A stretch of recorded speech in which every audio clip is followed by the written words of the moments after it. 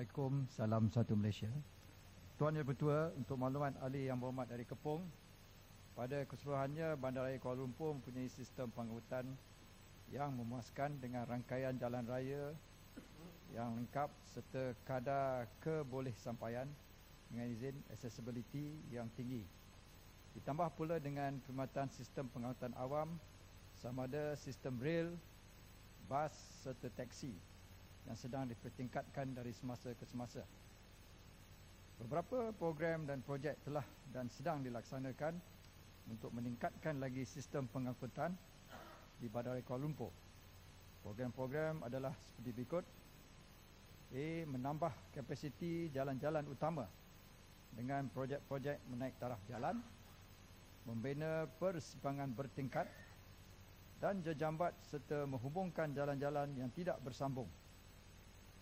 B. Menggalakkan penggunaan pengangkutan awam dengan menyediakan kemudahan park and ride dengan izin, berhampiran stesen sistem rel, mengadakan rangkaian pejalan kaki berbumbung antara stesen sistem rel ke kawasan aktiviti dan membina rangkaian pejalan kaki yang menghubungkan bangunan ke bangunan dengan izin walkway.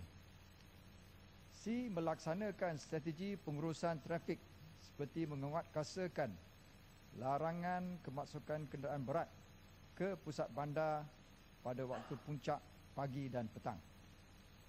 Mewujudkan aliran kontra, menggunakan sistem lampu isyarat berkomputer, membenarkan belok kiri semasa lampu merah jika selamat, mengadakan sistem laluan sahala, menguruskan insiden serta menyediakan ruang punggah-memunggah dengan menetapkan masa khas untuk aktiviti ini. D. Menjalankan tindakan penguatkuasaan yang lebih ketat dengan menunda kenderaan yang menghalang serta tindakan bersepadu bersama agensi-agensi lain seperti Polis Diraja Malaysia, Jabatan Pengangkutan Jalan dan Suruhanjaya Pengangkutan Awam Darat. Program-program yang disebutkan tadi adalah program yang dirancang dan dilaksanakan secara berterusan dari semasa ke semasa bagi memastikan sistem pengangkutan di Bandaraya Kuala Lumpur mencapai satu tahap yang baik. Berkaitan dengan masalah yang sering mengganggu kelancaran lalu lintas di Kuala Lumpur, ianya disebabkan oleh perkara-perkara berikut. A. Kadar pemilikan kereta meningkat antara 8 hingga 12% tahun dalam tempoh 5 tahun yang lepas, menyebabkan isi padu lalu lintas terlalu tinggi di mana jalan-jalan sedia ada tidak mampu menampung dan menjadi tepu. B. Kadar kenderaan dinaiki seorang terlalu tinggi serta pisah ragam ataupun dengan izin model split antara pengguna kenderaan persendirian dengan pengangkutan awam terlalu rendah, iaitu dengan rasio 85-15 dengan izin 85 to 15%. C. Halangan-halangan lalu lintas kesan dari sikap pemandu yang tidak mematuhi peraturan lalu lintas dan kejadian seperti kemalangan serta projek-projek pembangunan. Justru langkah yang dicadangkan untuk mengatasi masalah-masalah di atas adalah berikut. A.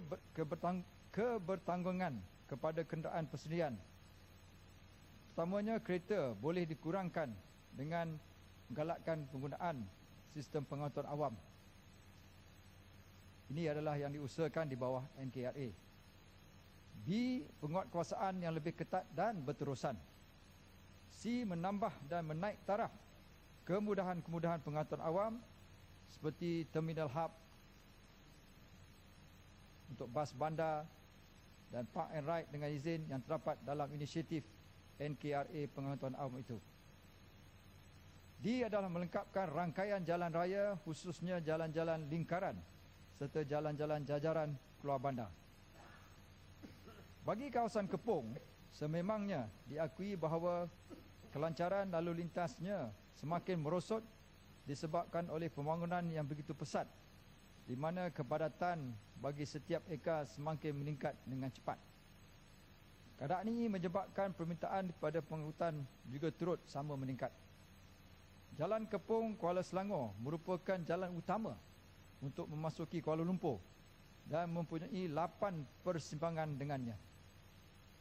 Jumlah lorong setiap arah juga tidak sama, di mana ada bahagian mempunyai 3 lorong sahala, manakala di bahagian Pekan Kepong pula hanya mempunyai 2 lorong sahala, disebabkan oleh keperluan tempat letak kereta, tepi jalan, memandangkan premis-premis perniagaan menghadap terus ke jalan besar. DBKL telah pun merancang untuk menjajarkan semula lorong-lorong tersebut, di samping membatalkan pergerakan belok ke kanan di beberapa persimpangan untuk kelancaran trafik. Kepong. Dan soalan tambahan. Kuala Lumpur bandaraya besar, jalan sesak, bunyi tak pupus. Kementerian iklankan dasar, jangan mengisi perian bubus.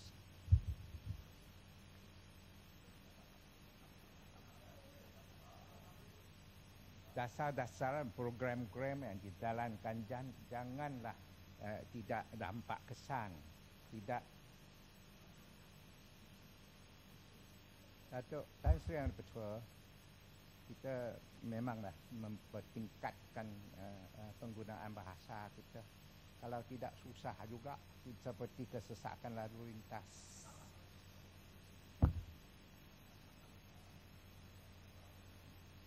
Datuk Tan Sri Yang Dipertua, saya memang daripada program-program langkah-langkah yang diambil itu memang Yang Berhormat berikhtiar.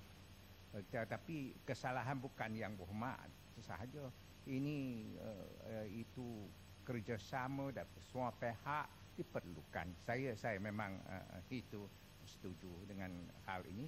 Cuma bolehkah Yang Berhormat terangkan pada Dewan Yang Mulia ini peruntukan setiap tahun untuk itu mengurus dan memperbaiki lalu lintas di sekitar Kuala Lumpur dan Lembah Kelang, kerana kita berkait dengan Lembah Kelang. Kalau KL sendiri itu tak boleh menyelesaikan masalah, dan kita nak tahu peruntukan setiap tahun dan langkah-langkah termasuk CCTV yang dipasangkan di peratusan yang diperuntukkan oleh kementerian dan juga peratusan yang diperuntukkan oleh DBKL.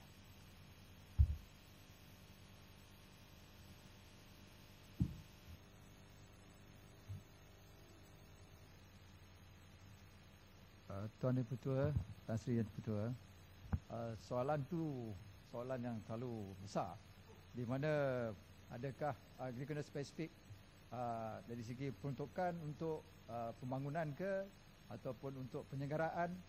Lepas tu sama juga dengan CCTV, dan untuk masa ni saya tidak ada maklumat itu. Tapi saya boleh jawab secara bertulis nanti dengan jumlah-jumlah yang diperlukan.